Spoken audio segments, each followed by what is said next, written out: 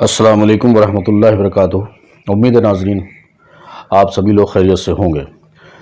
اپنے پچھلے ایپیسوڈ میں یعنی کہ آقا نبی کریم صلی اللہ علیہ وسلم کی سیرت طیبہ کے تعلق سے جو گفتگو کا سلسلہ چل رہا ہے، اس کے چوتھے ایپیسوڈ میں نے جو گفتگو کی تھی وہاں میں رکا تھا بنو ہاشم پر آ کر، اور بنو ہاشم یعنی کہ جن کی نسل پاک سے حضور صلی اللہ تعالی وسلم بعد میں اللہ تعالیٰ نے ان کو منتخب کیا۔ آج ایک بار پھر میں واپس چلتا ہوں، آپ کو بہت دلچسپ بات بتانا چاہوں گا۔ یقینی طور سے وہ ایک کام کی چیز ہے، بہت انفارمیٹیو ہے کہ عرب کی جو سرزمین ہے، عرب کے جو علاقے ہیں، وہ کن لوگوں نے اور کیسے اور کن قبائل نے ان کو بسایا۔ تو واپس چلتے ہیں عدنان صاحب کے اوپر۔ عدنان صاحب یعنی کہ حضور پاک صلی اللہ علیہ وسلم جہاں تک جا کر جو اپنی نسل کے اپنی پشتوں کے بارے میں بات کرتے تھے تو وہیں پر جا کر رک جایا کرتے تھے، میں نے اپنے پچھلے ایپیسوڈ میں آپ کو بتایا تھا۔ تو عدنان صاحب جو ہیں ان کے بارے میں ان کی اولادوں سے جو تمام جو قبائل وجود میں آئے اور ان قبائل نے جن علاقوں میں سکونت اختیار کی، جہاں پر اپنا بدوباش اختیار کیا، جہاں پر انہوں نے اپنے اسٹیبلشمنٹ قائم کیے، میں تھوڑا سا اس کے بارے میں بتاتا ہوں۔ مثال کے طور پر قبیلہ عبد القیس نے بکر بن وائل کی کئی شاخوں نے اور بنو تمیم کے خاندانوں نے بحرین کا یہ رخ کیا اور اسی علاقے میں بس گئے، بحرین کے علاقے میں۔ اس کے بعد بنو حنیفہ بن صعب بن علی بن بکر نے یمامہ کا رخ کیا اور اس کے مرکزی علاقے میں سکونت اختیار کی۔ بکر بن وائل کی کچھ شاخوں نے یمامہ سے لے کر بحرین، ساحل کاظمہ، خلیج اور حیت کے علاقوں میں اپنی بستیاں بسائیں۔ بنو تغلب نے جزیرہ قراتیہ میں اقامت گزین ہوئے وہ لوگ، البتہ ان کی بعض شاخوں نے بنو بکر کے ساتھ سکونت اختیار کی تھی۔ بنو تمیم نے بادیہ بصرہ کو اپنا وطن بنایا، بصرہ۔ بنو سلیم نے مدینہ کے قریب ڈیرے ڈالے۔ بنو ثقیف نے طائف کو اپنا وطن بنایا، اور بنو ہوازن نے مکہ کے مشرق میں وادی اوتاس کے گرد و پیش میں ڈیرے ڈالے۔ ان کا مسکن مکہ بصرہ شاہراہ پر واقع تھا، مطلب وہ مکہ کے اندر نہیں تھے، مکہ اور بصرہ کی جو شاہراہ تھی اس زمانے میں، اس پر وہ ان کے اسٹیبلشمنٹ، ان کی بستیاں جو تھیں وہ تھیں۔ بنو اسد تیمہ کے مشرق اور کوفہ کے مغرب میں خیمہ زن ہوئے۔ دیکھیے کس قدر دور دور تک یہ عدنان صاحب کی جو اولادوں سے جو قبیلے بنے، کہاں تک انہوں نے اپنی بستیاں اور اپنے شہر بسا رہے ہیں وہ۔ بنو اسد کی آبادی اور کوفے کے درمیان 5 دن کی مسافت تھی۔ بنو زوبیان تیمہ کے قریب حوران کے اطراف میں آباد ہوئے۔ تہامہ میں بنو کنانہ کے خاندان رہ گئے تھے۔ ان میں سے قریشی خاندانوں نے جو بودوباش اختیار کی وہ مکہ اور اس کے اطراف میں تھی۔ یہ لوگ بکھرے ہوئے تھے، ان میں کوئی یونٹی نہیں تھی، اور ایک قوم کے طور پر ان کا وجود پوری طرح سے ان کا شیرازہ بکھرا ہوا تھا۔ کس کا؟ یہ جو میں بنو کنانہ کی بات کر رہا ہوں، وہی بنو کنانہ جن کی نسل پاک میں آگے چل کے اللہ تعالیٰ نے ہمارے آپ کے سب کے پیارے پیارے آقا نبی کریم صلی اللہ علیہ وسلم کا انتخاب فرمایا تھا۔ یہاں تک کہ قصی بن کلاب ابھر کر منظر پر آئے۔ قصی بن کلاب پیچھے تذکرہ ہو چکا ہے، اور قرشیوں کو متحد کر کے شرف و عزت اور وقار سے روبرو کیا۔ یہ تو بات میں نے کون سی بتائی، آپ لوگوں کو اگر سمجھ میں نہ آیا ہو تو ریپیٹ کر کے سن سکتے ہیں کہ یہ عدنان صاحب کی جو اولادوں سے جو تمام قبائل وجود میں آئے، ان تمام قبائل کے لوگوں نے کہاں اپنا اسٹیبلش بنایا، سارا کچھ کیا۔ تو اس طرح سے یہ بستیاں بسیں، شہر بسے، چھوٹے بڑے اور تمام چیزیں۔ اب جہاں تک عرب کی حکومتیں اور سرداریوں کا سوال ہے، تو اس میں جو سب سے پہلے میں نے جس جگہ کا، جس علاقے کا انتخاب کیا ہے وہ یمن۔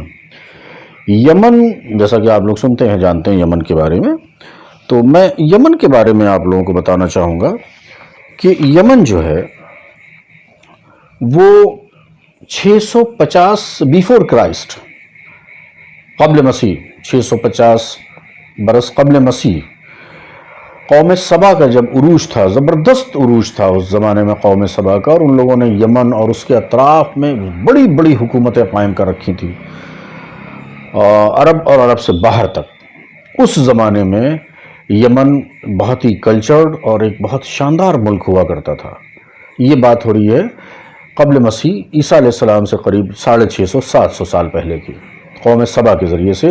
اور یہ وہ دور تھا جب اسی دور میں مارب کے مشہور بند کی بنیاد رکھی گئی تھی. ایک بہت بڑا ڈیم جو تھا اس کی بنیاد رکھی گئی تھی. لیکن میں اتنے پیچھے سے بات کرنے کے بالکل موڈ میں نہیں ہوں.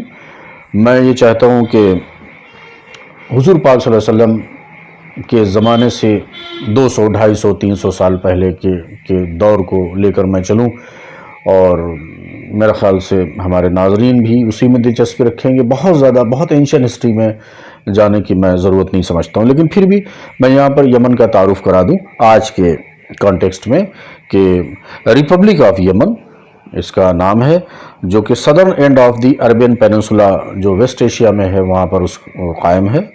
اور اٹس لارجسٹ سیکنڈ کنٹری، جو عرب کی سوورین اسٹیٹ ہیں اس میں لارجسٹ سیکنڈ کنٹری ہے یہ. اور اس کے پاس تقریباً 5,27,970 اسکوائر کلومیٹر کا ایریا ہے جی. اور اس کی جو کوسٹ لائن ہے، جو اس کا ساحلی جو علاقہ ہے کوسٹ لائن، وہ تقریباً 2,000 کلومیٹر پر مشتمل ہے.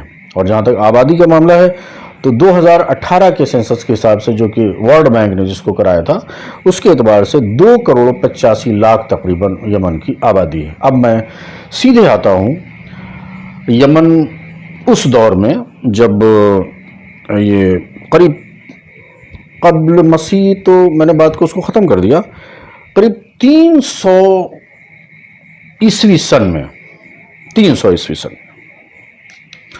تو 300 عیسوی سن سے جب ہم یمن کی ہسٹری کو اٹھاتے ہیں تو ہم یہ دیکھتے ہیں کہ اس دور میں یمن کے اندر لگاتار انسرجنسی، انتشار کا عالم تھا. تمام قسم کے انقلاب، تمام قسم کی اٹھا پٹک مچی رہتی تھی، خانہ جنگیاں ہوتی تھیں. اور ایسے میں کئی بار ایسا ہوتا تھا کہ باہری جو قومیں ہوتی تھیں ان کو مداخلت کا موقع مل جایا کرتا تھا، انٹرفیئر کرنے کا.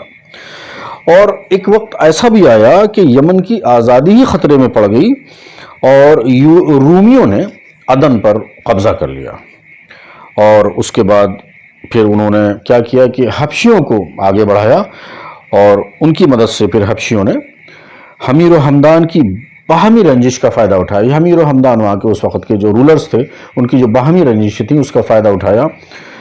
اور سن 340 عیسوی میں پہلی بار یمن پر ان باہری طاقتوں نے قبضہ کر لیا، جو سن 378 عیسوی تک قائم رہا. اس کے بعد یمن کی آزادی بحال تو ہو گئی، لیکن مارب کا جو مشہور بند تھا اس میں دراڑ پڑنا شروع ہوئی، وہ سب کریک ہونے لگا. اور یہاں تک ہوا کہ آخرکار سن 450 عیسوی میں وہ بند ٹوٹ گیا. یہ بہت اہم واقعہ تھا یمن کی ہسٹری کا. اور وہ عظیم سیلاب آیا کہ جس کا ذکر اللہ تعالیٰ نے قرآن مجید کی سورہ سبا میں کیا ہے. یہ بڑا زبردست حادثہ تھا. اس کے نتیجے میں بستیوں کی بستیاں اجڑ گئیں اور تمام قبائل ادھر سے ادھر بکھر گئے. جانے کتنی اموات ہوئیں، کتنے ہلاک ہوئے، تباہی، بڑی تباہی تھی.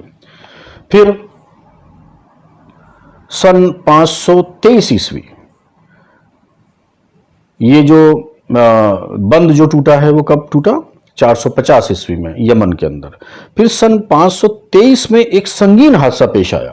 ایک اور بڑا حادثہ ہوا یہ کہ یمن کی یہودی بادشاہ، جو اس وقت جو وہاں کا یہودی بادشاہ تھا، اس کا نام تھا زونواس نے نجران کے عیسائیوں پر ہیبت ناک حملہ کر کے انہیں عیسائی مذہب چھوڑنے پر مجبور کرنا چاہا. اور جب جناب وہ نہیں مانے، انہوں نے انکار کر دیا کہ ہم اپنا مذہب نہیں چھوڑیں گے، تو اس شخص نے کیا کیا، اس یہودی بادشاہ نے بہت بڑا خندق کھدوائے اور اس میں آگ جلوائی، اور اس آگ میں، بھڑکتی ہوئی آگ میں ان لوگوں کو جھونک دیا، زندہ جلا دیا. تو اب یہ سوچئے کہ یہ ایک بڑا اندھوناک، بڑا دردناک اور بڑا بھیانک یہ حادثہ تھا. قرآن مجید میں اللہ تعالیٰ نے سورہ بروج کی آیات میں اس لرزہ خیز واقعے کی طرف اشارہ کیا ہے. یہ اتنا بڑا واقعہ تھا. اس واقعے کا نتیجہ یہ نکلا کہ عیسائیت جو رومی بادشاہوں کی قیادت میں عرب سرزمین پر پہلے سے ہی مداخلت کے موقع کی تلاش میں تھی، نظریں گاڑے ہوئے تھی، وہ انتقام لینے پر تل گئی، یعنی کہ اس کو موقع مل گیا۔ اور انہوں نے کیا کیا کہ حبشیوں کو، افریقن کنٹریز کے جو حبشی تھے ان کو پوری طرح سے ترغیب دیتے ہوئے انہیں اس طرح سے انہوں نے موٹیویٹ کیا، اور پیچھے سے ان کے لیے یہاں تک کیا کہ بحری بیڑے تک کا انتظام کیا، اور پھر پیچھے سے ان کی مدد کی۔ اور حبشیوں نے رومیوں کی شے پر سن 525 عیسوی میں اریات کی زیر قیادت تقریباً 70,000 کی زبردست فوج کے ساتھ یمن پر حملہ کیا اور اس پر دوبارہ قبضہ کر لیا۔ یمن کا اقتدار حاصل کرنے کے بعد شروع میں اریات نے شاہ حبش کے گورنر کی حیثیت سے حکمرانی کی۔ اریات جس کی قیادت میں وہ فوج آئی تھی جس نے حملہ کیا تھا، تو حبشہ کا جو بادشاہ تھا اس نے اسی کو وہاں کا گورنر مقرر کر دیا اور وہ وہاں پر حکمرانی اپنی چلانے لگا۔ لیکن پھر اس کی فوج کے ایک ماتحت کمانڈر نے جس کا نام ابرہہ تھا، ابرہہ بہت جانا پہچانا نام ہے، اریات کا اس نے قتل کیا اور خود اقتدار پر قبضہ کیا اور شاہ حبش کو کنونس کر لیا، اس کو کسی طرح سے اس بات کے لیے راضی کر لیا کہ میں نے جو کیا وہ صحیح کیا، اور اب آپ مجھے کنٹینیو حکومت میں رہنے دیں اور حکومت میرے زیر قیادت چلنے دیں۔ تو اس طرح سے وہ یمن کی حکمرانی پر ابرہہ قائم ہو گیا۔ اب کیا ہے کہ ابرہہ نے پھر خانہ کعبہ کو ڈھانے کی جو ناپاک کوشش کی، اور پھر اپنے ساتھ لشکر لے گیا، پھر اپنے ساتھ کچھ ہاتھی بھی لے گیا، اور اس وجہ سے وہ اس لشکر کا نام ہی پڑ گیا اصحاب فیل، فیل مانے ہاتھی ہوتا ہے۔ تو اس واقعے کا ذکر بھی آپ سبھی جانتے ہیں، قرآن شریف میں سورہ الم تری کیف میں ہے۔ اچھا، اس کی تفصیل میں بعد میں بیان کروں گا، بہت دلچسپ تفصیل ہے اس کی، اور پورے ڈیٹاز کے ساتھ انشاءاللہ اس کو میں پیش کروں گا۔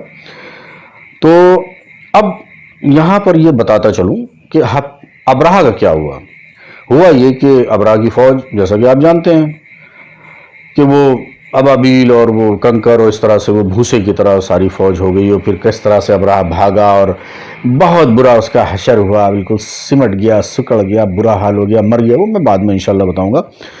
تو اس میں ہوا کیا کہ جب ابرہہ کی حالت خراب ہو گئی اور وہ مر گیا، تو وہاں کے جو نیٹو تھے، وہاں کے جو یمن کے جو لوگ تھے اور جن کے اوپر یہ حبشی لوگ حکومت کر رہے تھے، تو انہوں نے کیا کیا کہ اب بغاوت کر دی اور فارس کی حکومت سے مدد مانگی۔ تو ایسے میں ظاہر سی بات ہے وہ فارس کی حکومت نے مدد کی، اور سیف ذی یزن حمیری کے بیٹے ماد یکرب کی قیادت میں حبشیوں کو نکال باہر کیا۔ کس نے؟ یمن کے جو نیٹو تھے ان لوگوں نے متحد ہو کے فارس کی مدد سے۔ اب ماد یکرب کو انہوں نے اپنا بادشاہ بنا لیا، اور اس طرح سے یہ معاملہ جو تھا ابرہہ کا اور حبشیوں کا ختم ہوا۔ اب ہوا کیا؟ یہ واقعہ جو ہے یہ 575 عیسوی کا ہے، سن 575 عیسوی۔ اب ہوا یوں کہ ماد یکرب جو یمن کا بادشاہ بن گیا تھا، اس نے کچھ حبشیوں کو اپنا باڈی گارڈ بنا لیا، ایک شو آف کرنے کے لیے کہ وہ کالے کالے بھیانک جو ہمارے ساتھ میں سب کمانڈوز چلیں گے، اور اس طرح سے اس نے تھوڑا سا، لیکن ہوا کیا وہ معاملہ پڑ گیا الٹا، اور ہوا یہ کہ انہی میں سے پھر کسی نے اس کو قتل کر دیا۔ تو اس طرح سیف ذی یزن کے خاندان سے حکمرانی کا چراغ ہمیشہ کے لیے گل ہو گیا، اور ماد یکرب کے قتل ہونے کے بعد پیدا ہوئے انتشار کا فائدہ اٹھاتے ہوئے کسریٰ نے سنا پر جو یمن کا کیپٹل تھا اور آج بھی ہے، ایک فارسی نسل کے گورنر کا تقرر کر دیا، اور ایک طرح سے یمن کو اپنی مملکت کا ایک صوبہ بنا لیا۔ یہ کسریٰ نے کیا، عیسائیوں کی طرف سے ہوا۔ اس کے بعد یمن میں کئی فارسی گورنر آئے، یہاں تک کہ وہ معاف کیجیے گا میں فارسی گورنروں کی بات کر رہا ہوں، وہ الگ لوگ تھے، فارس کے لوگ تھے، عیسائی نہیں تھے، عیسائی تو رومی تھے۔ تو یہاں تک کہ گورنر بازان نے سن 628 میں اسلام قبول کر لیا۔ اسی کے ساتھ یمن فارسی اقتدار سے آزاد ہو کر اسلام کی عملداری میں آ گیا۔ تو آج کی بات یہیں تک، اور انشاءاللہ آگے جو دوسری حکمرانیاں ہیں جیسے عراق ہے، شام ہے، ان کے تعلق سے گفتگو ہوگی۔ امید ہے کہ یہ چیزیں آپ کو دلچسپ لگ رہی ہوں گی، انفارمیٹیو لگ رہی ہوں گی۔ کہیں پر کسی طرح کا کوئی مسئلہ، کسی طرح کا کوئی سوال، خدا کے واسطے دیکھیں، سمجھیں، کمنٹ کریں، کچھ بتائیں، کچھ مشورہ دیں، اور ویڈیو جو ہمارا چینل ہے دعوت حق، اس کو زیادہ سے زیادہ سبسکرائب کریں، لائک کریں، شیئر کریں، جو بھی کر سکتے ہیں اس کو آگے بڑھائیں۔ اور اسی کے ساتھ اللہ حافظ، فی امان۔